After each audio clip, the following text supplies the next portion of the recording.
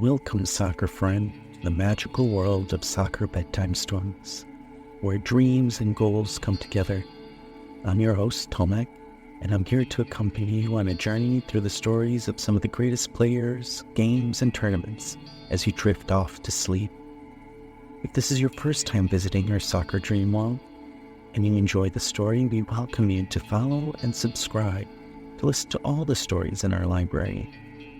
If you are a returning soccer dreamer, we encourage you to review, comment, star, and like the stories you love most.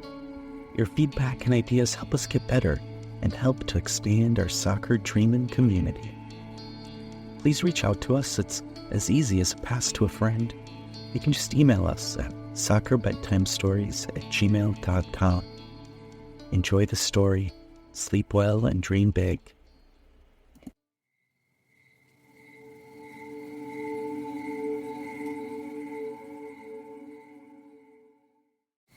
Hello there, soccer friend. As we embark on our adventure, let's take a deep breath, snuggle up in a cozy blanket, surround ourselves with warmth and comfort. Tonight's story is one that will transport us to a magical world where anything is possible. We'll meet heroes, some villains, travel to far-off lands, and experience incredible adventures together. So let's close our eyes, relax, and get ready to embark on an unforgettable journey that will fill our dreams with wonder and excitement. Oz and Kiwi United, the World Cup story from Down Under. Once upon a time, when the fields were green and the fans were loud, the world gathered in Australia and New Zealand, Down Under. Today's story is not just a story of one game or one player, but of an entire magical and wonderful tournament that captured the world's attention for a month. It is the story of many games, of hundreds of players, of 32 countries that overcame great obstacles to celebrate the beautiful game. It is the story of millions of people who became inspired by beautiful play, great comebacks and upsets, inspiring competitors and goals. So many wonderful, spectacular, phenomenal goals. Before the tournament even started, the women who were to participate began to battle. This was not a fight on the field though, but rather off of it. The largest federations had long neglected their games and their tournaments. This one would be different. From Nigeria to Jamaica, the United States, France, and Spain, women united to challenge FIFA and the federations for better treatment and more support as they pursued excellence on the field. Some countries, like France, changed coaches. Others, like the United States, agreed for men and women to receive equal pay.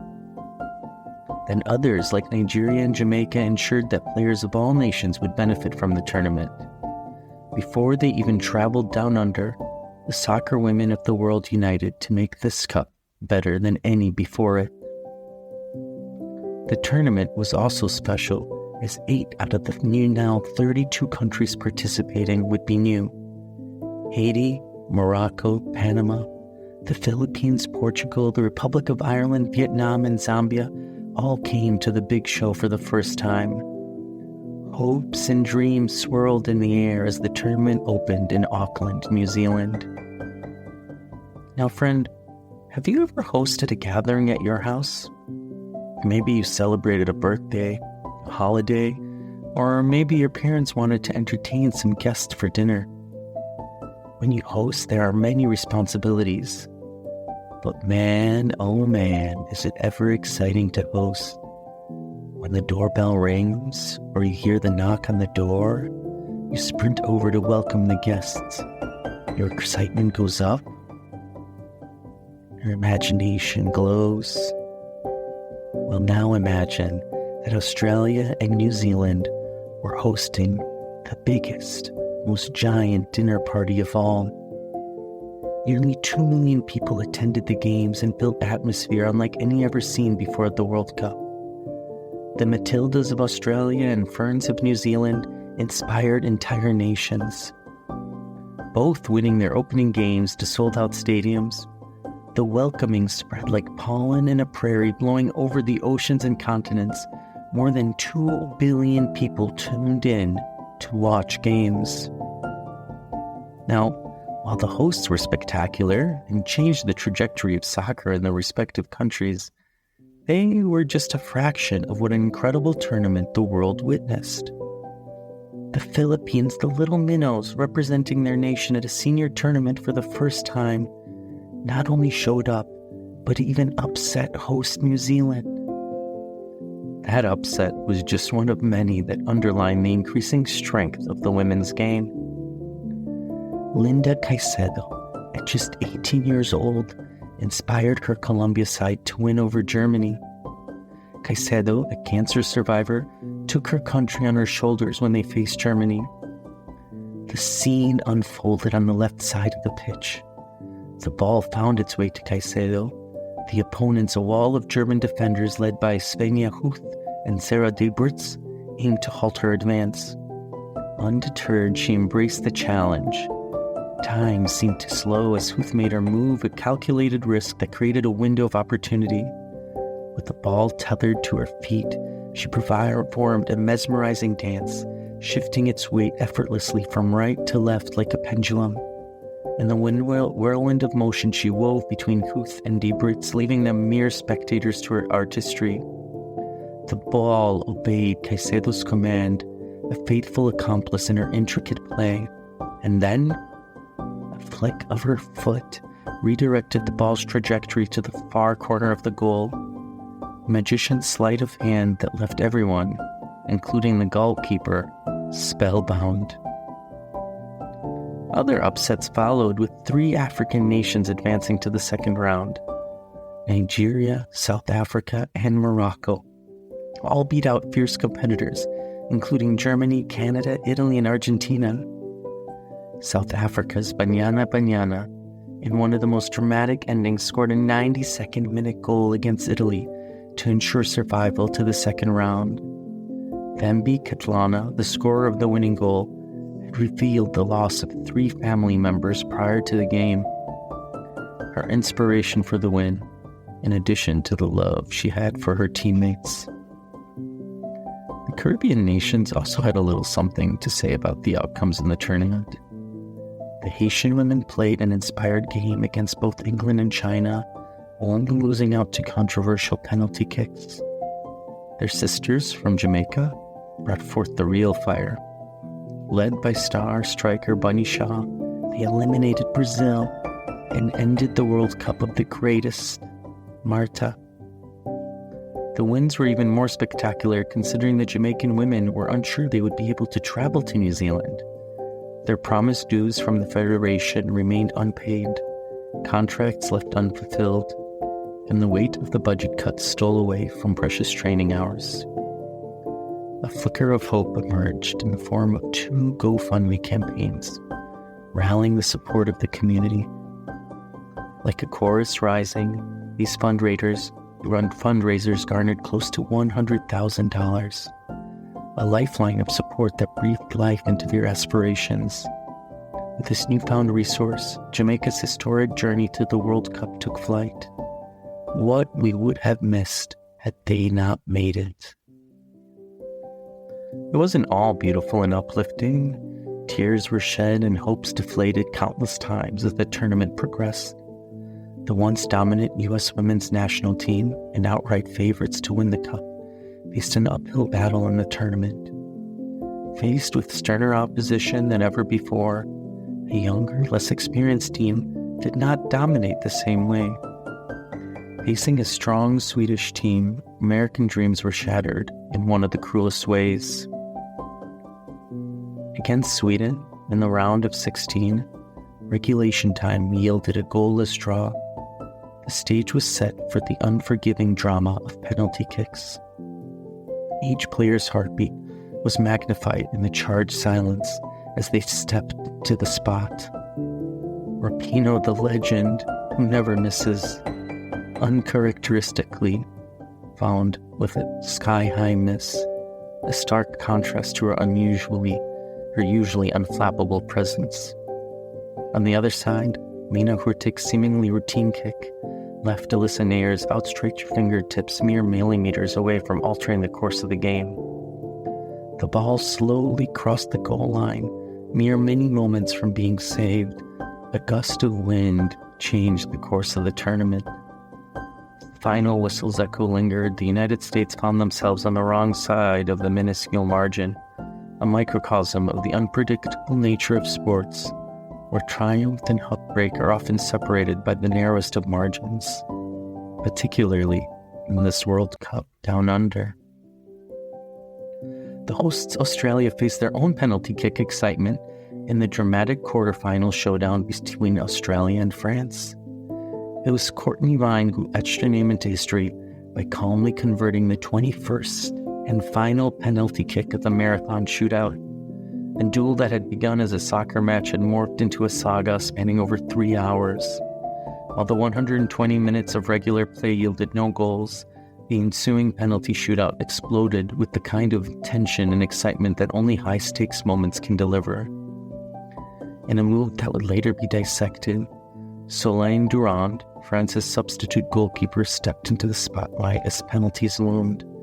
It was a daring choice as she replaced her team's primary shot stopper.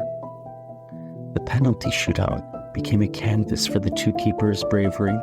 The momentum swept back and forth as Mackenzie Arnold, Australia's goalkeeper, made an incredible recovery by saving consecutive shots, her first save even coming after she was deemed off her line.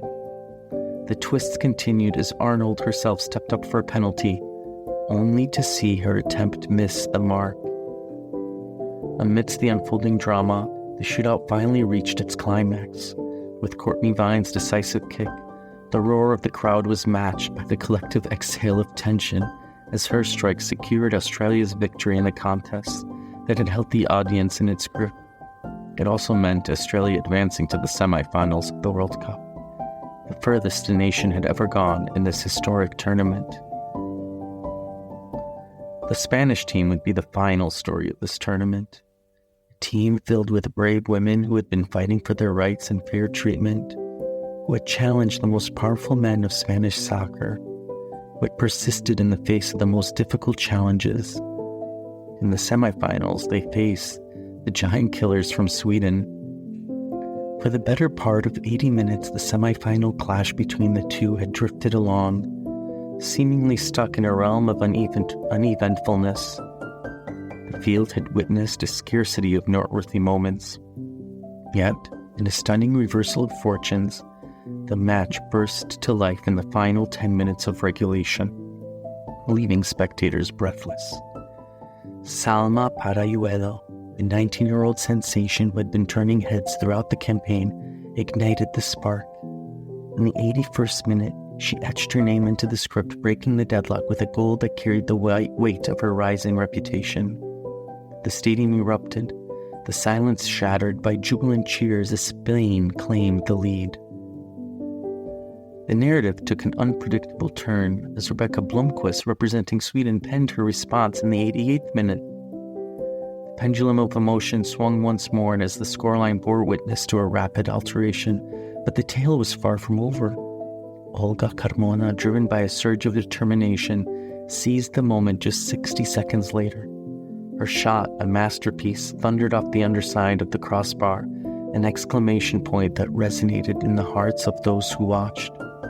The stadium trembled as Carmona's winner found the net, securing Spain's passage to the final, a moment of triumph crafted in the crucible of intense competition. Little did the world know that Olga Carmona's heroics and image were but a preview of what was to come. In the final, Spain was to meet the Lionesses of England. The English team had been the strongest and sole survivor of the pre-tournament favorites. As champions of Europe, they were looking to claim a second crown for their reign at the top. Spain, though, would not give the crown lightly. From the opening whistle, the Spanish team pressured and pressed, moving the ball with the technical gift once seen on the fields in the new camp, the tiki-taka of Iniesta, Xavi, and Messi. In the grand crescendo of the World Cup final, a goal emerged that encapsulated the essence of championship glory. Spain, masters of their midfield craft, lured England into the intricate trap with the precision of a well-practiced symphony. Swiftly reclaiming possession, they orchestrated a maneuver that exposed a strategic gap left by Lucy Bronze. It was a calculated gamble that would unfold in a split second of brilliance. The culmination of the strategic dance was a moment of pure football artistry. In a whirlwind of swift passes and seamless coordination, the Spaniards propelled the ball to the path of Captain Olga Carmona, their flying left back. With a deft touch and discerning eye, Carmona unleashed a strike that resonated with the precision of a finely tuned instrument. The ball found its target, the bottom corner of the net. Painting victory in the most exquisite strokes, it was a goal that didn't just punctuate the scoreline, it etched an indelible mark on the narrative of the tournament. Spain's triumph wasn't merely marked by lifting the coveted trophy, it was solidified by a goal that captured the essence of their journey. Journey fueled by strategy, precision, challenges, obstacles, difficulties, and the euphoric heights of a perfectly executed plan. England battled, the goalie Earps even saving a penalty attempt by Hermoso. Their direct style of play could not break through the phenomenal Spaniard barrier. Spain were victorious, 1-0. Spain were the champions of the world. The World Cup Down Under will go down as one of the brightest stars in our universe of soccer memories. New teams expanding our soccer galaxy, and the host nations inspiring future stars to rise. With new heroes in Salma and Linda, Mary and Lauren, Naomi, Dumorney and Shaw, we will have heroes to inspire our dreams for years to come. Thank you, Australia. Thank you, New Zealand. Sleep well, soccer friends, and dream big.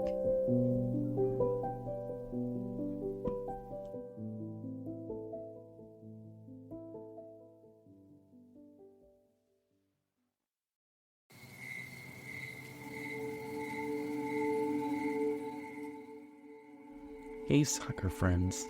If you enjoy Soccer Bedtime Stories, you might also enjoy the Soccer Time Machine podcast. It is a soccer history daily for kids, by kids. Join our young soccer fans on an epic adventure through the history of the beautiful game. From legendary players to historic moments, we'll explore it all in a fun and engaging way that's perfect for young soccer fans like you. So grab your jerseys and get ready to kick off this exciting journey with the Soccer Time Machine podcast on August 1st, wherever you listen to podcasts. Subscribe and follow to make sure you don't miss an episode. Now, off to our bedtime story. Sweet soccer dreams.